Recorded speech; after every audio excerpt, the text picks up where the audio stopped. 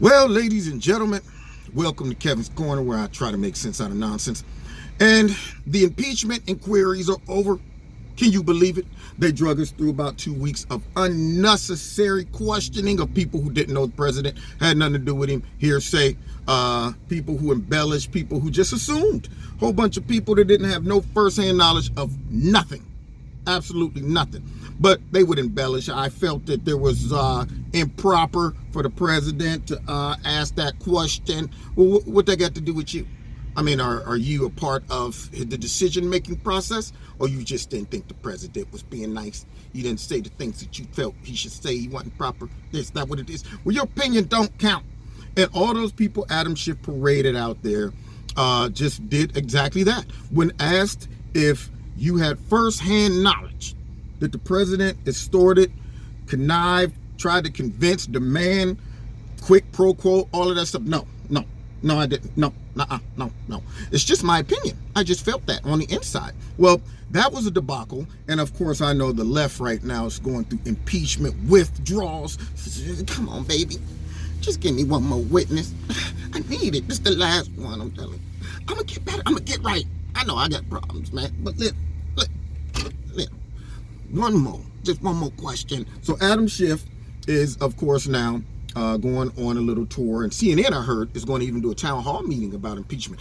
I didn't think that whole networks were supposed to be advocating for impeaching a president, but that's what this town hall meeting is supposed to be about.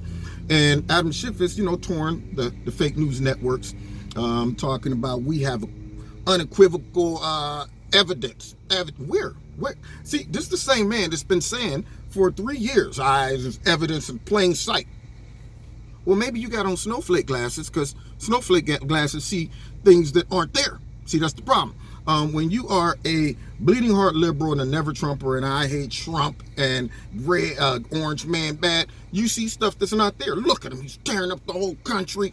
Everybody's divisive. There's racism, sexism, homophobia, xenophobia, transphobia, all the other phobias just running all around. And look, the economy is doing horrible. It's doing horrible. And people, the job gaps, the wage gaps there, and there's women's rights being rolled back. And there's minority rights rolled back. It's crazy. This whole country is in disarray. And I'm thinking, really?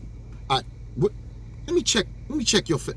Oh, you got those snowflake glasses on. So you see everything through the lens of triggered, I'm upset, orange man bad, Trump can never do anything right. That's what you see it through? That's what, okay, it makes sense now. It makes sense. Because the real people are seeing nothing there. And so now President Trump pulled their card. See, first of all of the polls is starting to show that the sensible, reasonable people in America, the moderates, are saying, okay, y'all had our palate wet through the secret dungeon investigation that we was going to see some hardcore evidence. Now it's all come out and it's nothing but crickets. You pumped us up like the last Star Wars movie, all just going to be great, and we show up and it's nothing but a whole bunch of SJWs and all types of little things being pushed out there that people saying, now you done turned me off. And now you're trying to use this as a platform to drive a narrative in our society. And I don't want to see it.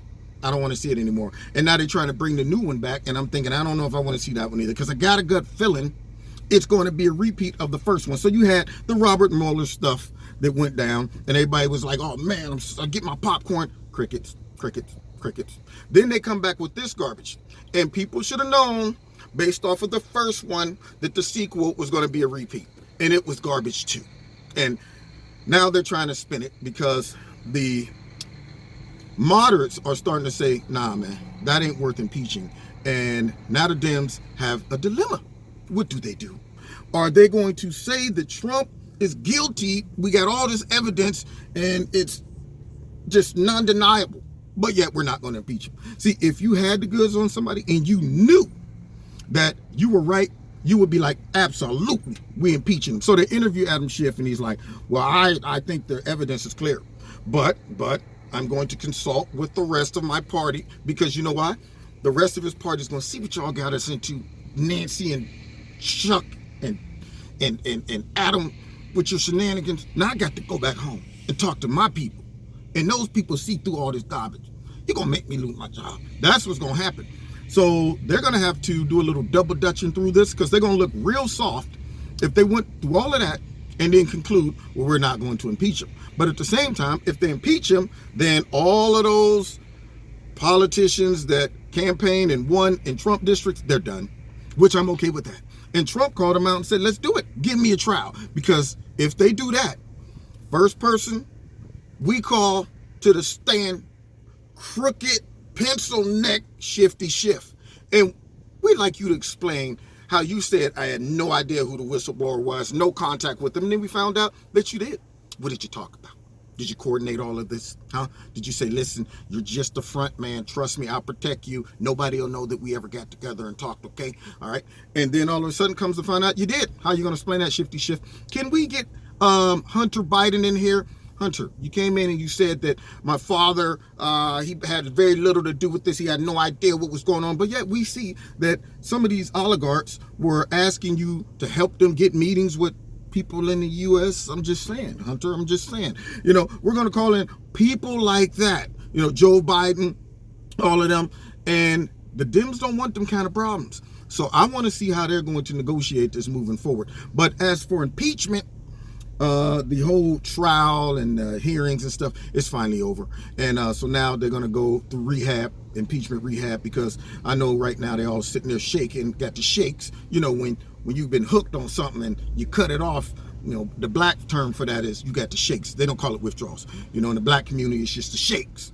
You go into the hospital and your doctor, what's wrong with him? Oh, he's suffering from withdrawals from alcohol. Oh, he got the shakes. Sure, whatever you want to call it. Yeah, it's the shakes. So they all got the shakes from impeachment withdrawal. And I don't care. Okay. Anyway, God bless you. Check me out every Wednesday night, 7:30, live in Kevin's Corner on Facebook, YouTube, and on my Radio Live blog talk show. Don't forget to check me out on Facebook and the Twitter. Hit like, hit share, hit subscribe, and the notification button. Okay. Make sure you're still subscribed and the notification button is set for all. And what else? Oh, if you want to donate to Kevin and Kevin's Corner, feel free. There's a link below to do that as well. And we'll see y'all next time. Oh, check out Extreme Tees. I knew I forgot something. The link's in the bottom. And if you like something, put Kevin in the promo code. You get a 20% discount. And we'll see y'all next time in Kevin's Corner. God bless.